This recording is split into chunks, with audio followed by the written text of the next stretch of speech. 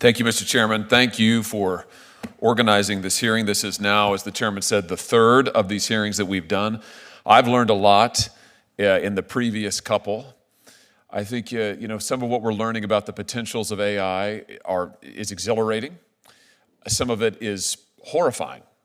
And I think what I hear the chairman saying, and what I certainly agree with, is we have a responsibility here now to do our part to make sure that this new technology, which holds a lot of promise but also peril, actually works for the American people, that it's good for working people, that it's good for families, that we don't make the same mistakes that Congress made with social media, where 30 years ago now, Congress basically outsourced social media to the biggest corporations in the world, and that has been, I would submit to you, nearly an unmitigated disaster, where we have had the biggest, most powerful corporations, not just in America, but on the globe and in the history of the globe, doing whatever they want with social media, running experiments basically every day on America's kids, inflicting mental health harms, the likes of which we've never seen, messing around in our elections in a way that is deeply, deeply corrosive to our way of life. We cannot make those mistakes again.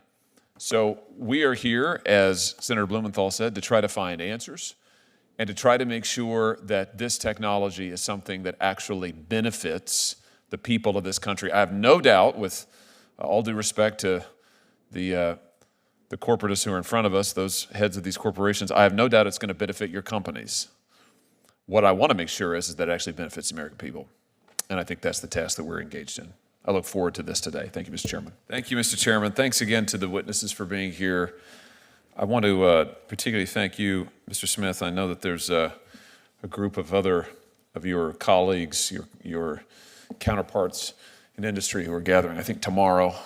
And that is what it is. But I appreciate you being willing to be here in public and answer questions in front of the press is here, and this is open to anybody who wants to see it, and I think that's the way that this ought to be done. I appreciate you being willing to do that. You mentioned protecting kids. I just want to start with that, if I could. I want to ask you a little bit about what Microsoft has done and is doing. Kids use your Bing chatbot. Is that fair to say? Yes, we have certain age controls, so we don't let a child of any age, but yes, in general, it is possible for children to register if they're of a certain age. And the age is? I'm trying to remember as I sit here. I think it's 13. Does that sound right? Maybe something I was going to say 12 or 13. I'll take it to 13. Do you have some sort of age verification? I mean, how do we know what age? I mean, obviously the kid can put in whatever age he or she wants to. Is there some form of age verification for Bing? We do have age verification systems that then involve typically getting permission from a parent, and we use this across our services, including for gaming. I don't remember off the top of my head exactly how it works, but I'd be happy to get you the details. Great. My impression is that Bing Chat doesn't really have an enforceable age verification. I mean, there's no way really to know. But again, you correct me if that's wrong. Let me ask you this. What happens to all of the information that our hypothetical 13-year-old is putting into the tool as it's having this chat? You know, I mean, they could be chatting about anything and going back and forth on any number of subjects. What happens to that info that the kid puts in? Well, the most important thing I would say first is that it all is done in a manner that protects the privacy of children. And how is that? Well, we follow the rules in COPPA, which, as you know, exists to protect child online privacy. And it forbids using it for tracking. It forbids its use for advertising or for other things. It seeks to put very tight controls around the use and the retention of that information.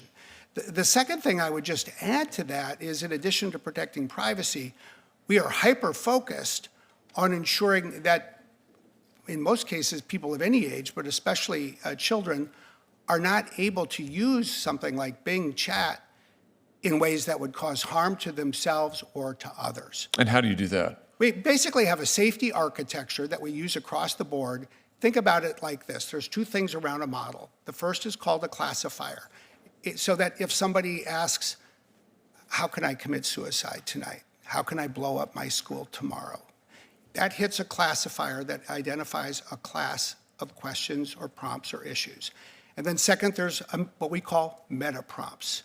And we intervene so that the question is not answered. If someone asks how to commit suicide, we typically would provide a response that encourages someone to get mental health assistance and counseling and tells them how. If somebody wants to know how to build a bomb, it says, no, you cannot use this to do that. And that fundamental safety architecture is going to evolve, it's going to get better, but in a sense, it's at the heart, if you will, of both what we do and I think the best practices in the industry. And I think part of what this is all about, that we're talking about here, is how we take that architectural element and continue to strengthen it. Very good. That's helpful. Let me ask you about the information, back to the kids' information for a second. Is it stored in the United States? Is it stored overseas?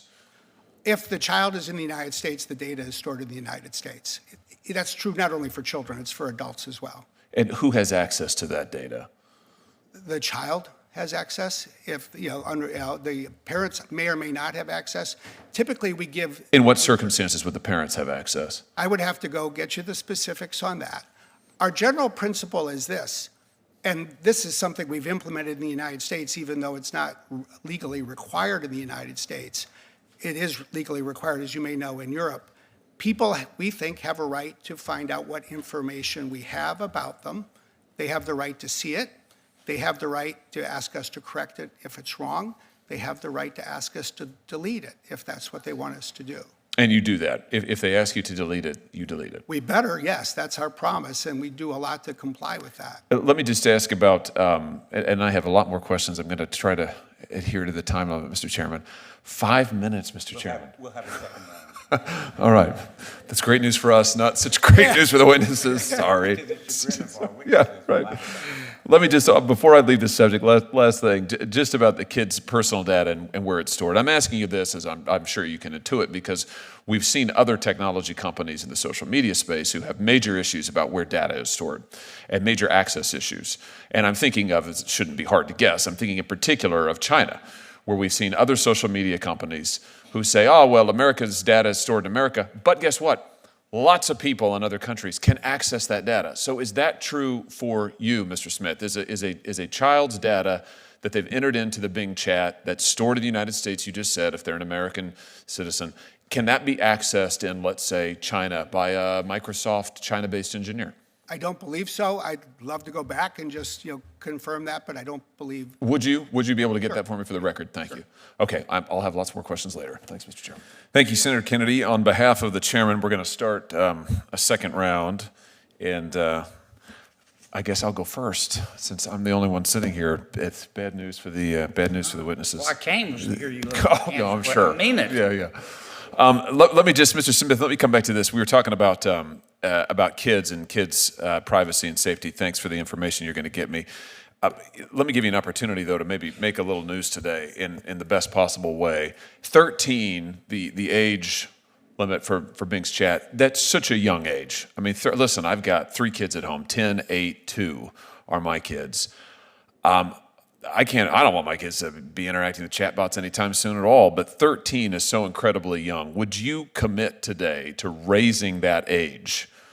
And would you commit to a verifiable age verification procedure such that parents can know, they can have some sense of confidence that their 12-year-old is not just saying to Bing, yeah, I'm 13, yeah, I'm 15, sure, go right on ahead. Now let's get into a back and forth with this robot, as Senator Kennedy said. Would you commit to those things on behalf of child safety today? Look, as you can imagine, the teams that work at Microsoft let me go out and speak, but they probably have one principle they want me to remember. Don't go out and make news without talking to them first. But you're the boss. Yeah, let's just say wisdom is important, and most mistakes you make when you make them by yourself. I'm happy to go back and talk more about what the right age should be. Don't you think 13 is awfully low, though? It depends for what, actually. To interact with a robot who could be telling you to do any number of things. Don't you think that's awfully young? Not necessarily. Let me describe Really? the scenario. When I was in Seoul, Korea, a couple of months ago, we met with the Deputy Prime Minister, who's also the Minister of Education. And they're trying to create, for 3 topics that are very objective, math, coding, and learning English, a digital textbook with an AI tutor. So that if you're doing math and you don't understand a concept, you can ask the AI tutor to help you solve the problem. And by the way, I think it's useful not only for the kids, I think it's useful for the parents. And I think it's good. Let's just say a 14-year-old. Let's say, what's the age of 8th grade algebra? Most parents, I found when my kids were in 8th grade algebra, I tried to help them with their homework. They didn't believe I ever made it through the class. I think we want kids in a controlled way with safeguards to use something that way. But we're not talking here about tutors. I'm talking about your AI chat, being chat. I mean, famously earlier this year, your chatbot, you had a technology writer for the New York Times who wrote about this. I'm looking at the article right now. Your chatbot was urging this person to break up his marriage. I'm not Do we sure. want 13-year-olds to be having those conversations? No, of course not. Okay. Which is well, will why you commit to raising the age? I don't want Bing Chat to break up anybody's marriage. I don't either. So, but that. There may be some exceptions. Yeah, but we're not going to make the decision on the exception. No, but it goes to we have multiple tools.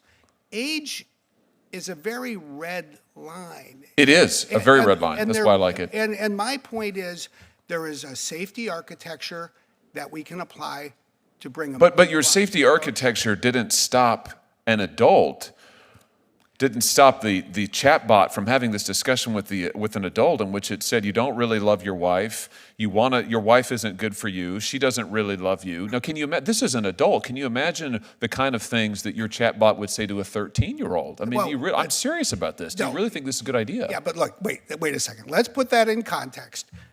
At a point where the technology had been rolled out for only 20,000 people, a journalist for the New York Times spent 2 hours on the evening of Valentine's Day ignoring his wife and interacting with a computer, trying to break the system, which he managed to do. We didn't envision that use, and by the next day we had fixed it. Are you telling me that you've envisioned all the questions that 13-year-olds might ask, and that I, as a parent, should be absolutely fine with that? Are you telling me that I should trust you in the same way that the New York Times writer did? What I am saying is, I think as we go forward, we have an increasing capability to learn from the experience of real people and put the right guardrails that's what in worries safety. me. That's exactly what worries me. Is what you're saying is we have to have some failures. I don't want 13-year-olds to be your guinea pig. I don't want 14-year-olds to be your guinea pig. I don't want any kids to be your guinea pig. I don't want you to learn from their failures. You want to learn from the failures of your scientists? Go right ahead. Let's not learn from the failures of America's kids. This is what happened with social media. We had social media who made billions of dollars giving us a mental health crisis in this country. They got rich. The kids got depressed, committed suicide.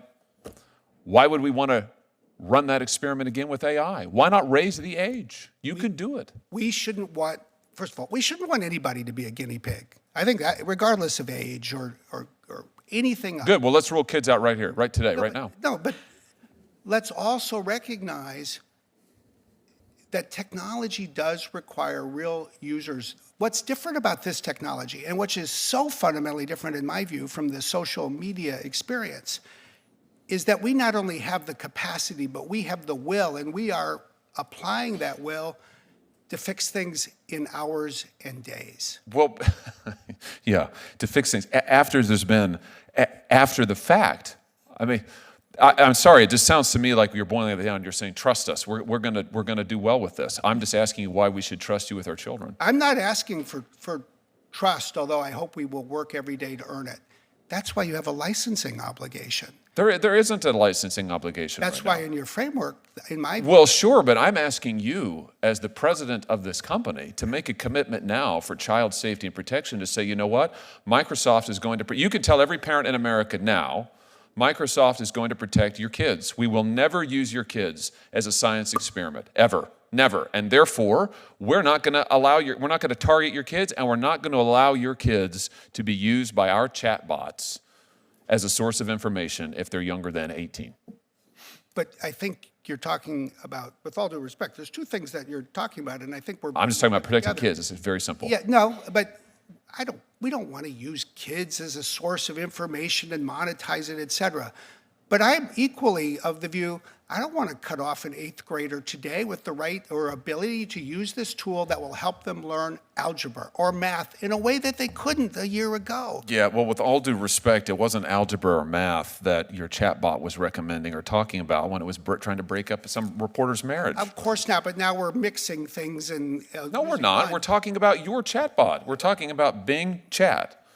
Of course, we're talking about Bing Chat. And I'm talking about the protection of children and how we make technology better. And yes, there was that episode back in February on Valentine's Day. 6 months later, if that journalist tries to do the same thing again, it will not happen. You want me to be done, Senator Klobuchar? I just don't want to miss my vote. There's other witnesses. I don't want to miss my vote. Senator Klobuchar. Oh, well, you are very kind. Thank Mr. you. Smith, let me just come back to something you said, thinking about now workers. You talked about Wendy's, I think it was, automating the drive-through, and talking about this was a good thing. I just want to press on that a little bit. Is it a good thing that workers lose their jobs to AI, whether it's at Wendy's or whether it's at Walmart or whether it's at the local hardware store? I mean, is it? You pointed out that your comment was that there's really no creativity involved in taking orders through the drive-through, but that is a job, oftentimes a first job for younger Americans. But hey, in this economy, where the wages of blue-collar workers have been flat for 30, 40 years and running, what worries me is that oftentimes what we hear from the tech sector, to be honest with you, is that jobs that don't have creativity, as tech defines it, don't have value. I'm frankly scared to death that AI will replace lots of jobs that tech types think aren't creative and will leave even more blue-collar workers without any place to turn. So my question to you is can we expect more of this, and is it really progress for folks to lose those kind of jobs that, I suspect that's not the best paying job in the world, but at least it's a job. And do we really want to see more of these jobs lost? Well, to be clear, first, I didn't say whether it was a good or bad thing. I was asked to predict what jobs would be impacted and identified that job as one that likely would be. So, but let's, I think, step back because I think your question is critically important. Let's first reflect on the fact that we've had about 200 years of automation that have impacted jobs, sometimes for the better, sometimes for the worse.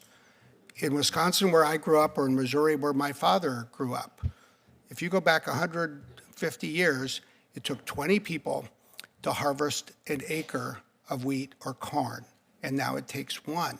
So 19 people don't work on that acre anymore. And that's been an ongoing part of technology. The real question is this: how do we ensure that technology advances so that we help people get better jobs, get the skills they need for those jobs, and hopefully do it in a way that broadens economic opportunity rather than narrows it? I think the thing we should be the most concerned by is that since the 1990s, and I think this is the point you're making, if you look at the flow of digital technology, fundamentally we've lived in a world that has widened the economic divide. Those people with a college or graduate education have seen their incomes rise in real terms. Those people with, say, a high school diploma or less have seen their income level actually drop compared to where it was in the 1990s. So what do we do now? Well, I'll at least say what I think our goal should be. Can we use this technology to help advance productivity for a much broader range of people, including people who didn't have the good fortune to go to, say, where you or I went to college or law school? And can we do it in a way that not only makes them more productive, but actually reap some of the dividends of that productivity for themselves in a growing income level? I think it's that conversation that we need to have. Yeah, I agree with you, and I hope that's what AI can do. You talked about the farm used to take 20 people to do what one person could do. It used to take thousands of people to produce textiles or furniture or other things in this company, where now it's zero. So we can tell the tale in different ways. I'm not sure that seeing working class jobs go overseas or be replaced entirely is a success story. In fact, I'd argue it's not at all. It's not a success story. And I'd argue more broadly that our economic policy the last 30 years has been downright disastrous for working people. And tech companies and financial institutions and certainly banks and Wall Street, they have reaped huge profits. But blue-collar workers can barely find a good-paying job. I don't want AI to be the latest accelerant of that trend. And so I don't really want every service station in America to be manned by some computer such that nobody can get a job anymore, get their foot in the door, start their climb up the ladder. That worries me. Let me ask you about something else here in my expiring time. You mentioned national security, critically important. Of course, there's no national security threat that is more significant for the United States than China. Let me just ask you, is Microsoft too entwined with China?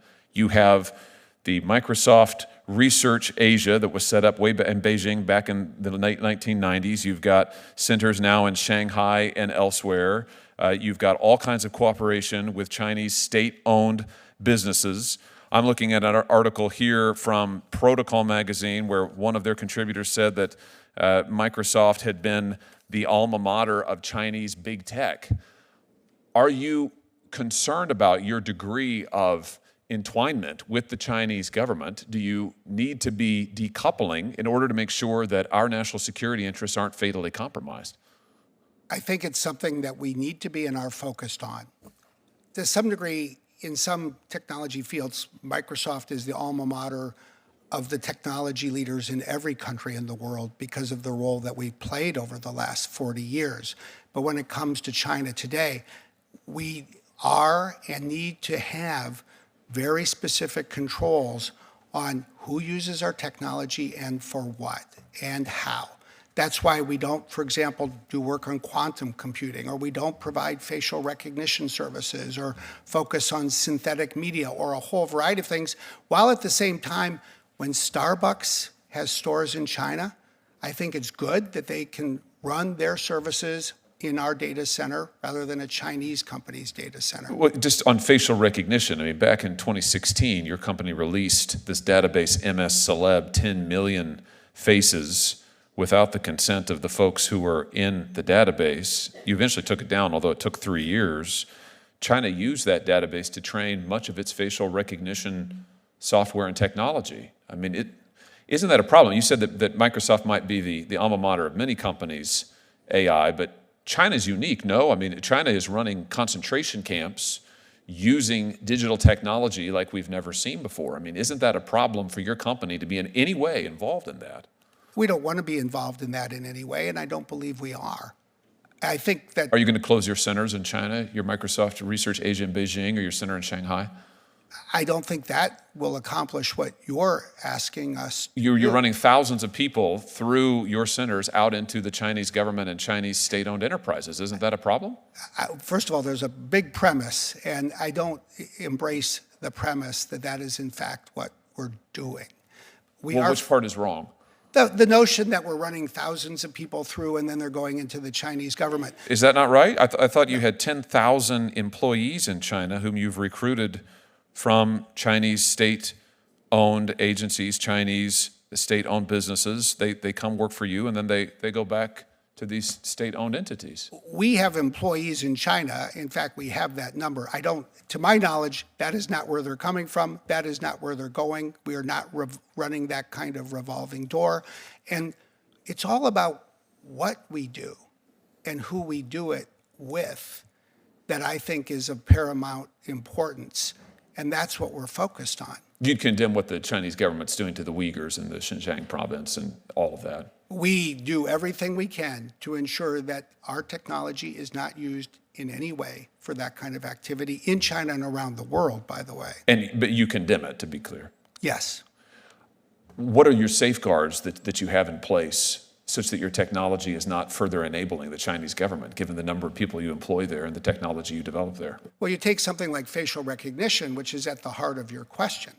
We have very tight controls that limit the use of facial recognition in China, including controls that in effect make it very difficult, if not impossible, to use it for any kind of real-time surveillance at all. And by the way, the thing we should remember, the US is a leader in many AI fields. China is the leader in facial recognition technology and the AI for it. And Well, in part because of the information that you helped them acquire, no? no, it's because they have the world's most data.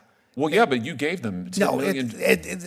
I don't think that's. You don't think fair that had anything to do with it? characterization. I don't think, when you have a country of 1.4 billion people and you decide to have facial recognition used in so many places, it gives that country a mass of data. But are you saying that the database that Microsoft released in 2016, MS Celeb, you're saying that that wasn't used by the Chinese government to train their facial recognition? I am not familiar with that, and I add it to the list. I'd be happy to provide you with information, but my goodness, the advance in that facial recognition technology, if you go to another country where they're using facial recognition technology, it's highly unlikely it's American technology. It's highly likely that it's Chinese technology because they are such leaders in that field, which I think is fine. I mean, if you want to pick a field where the United States doesn't want to be a technology leader, I'd put facial recognition technology on that list. But let's recognize it's homegrown. How much money has Microsoft invested in AI development in China? I don't know, but I will tell you this. The revenue that we make in China, which accounts for what, about 1 out of every 6 humans on this planet, if not, it's 1.5% of our global revenue. It's not the market for us that it is for other industries or even some other tech companies. Sounds then like you can afford to decouple. But is that the right thing to do? Yes. And again, a regime that is fundamentally evil, that is inflicting the kind of atrocities on its own citizens that you just alluded to, that is doing to the Uyghurs what it's doing, that is running modern-day concentration camps, yeah, I think it is. But there's 2 questions that I think at least are worthy of thought. Number 1, do you want General Motors to sell or manufacture cars? Let's just say sell cars in China. Do you want to create jobs for people in Michigan or Missouri so that those cars can be sold in China? If the answer to that is yes, then think about the second question. How do you want General Motors in China to run its operations, and where would you like it to store its data? Would you like it to be in a secure data center run by an American company, or would you like it to be run by a Chinese company? Which will better protect General Motors' trade secrets? I'll argue we should be there so that we can protect the data of American companies, European companies, Japanese companies.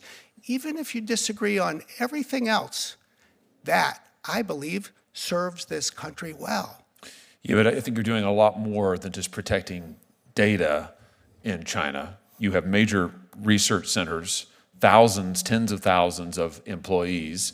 And to your question, do I want General Motors to be building cars in China? No, I don't. I want them to be making cars here in the United States with American workers. And do I want American companies to be aiding in any way the Chinese government in their oppressive tactics? I don't. Senator Ossoff, would you like me to yield to you now? Are you ready? I am going to. I have been very hesitant to interrupt. Very patient. The discussion, the conversation here has been very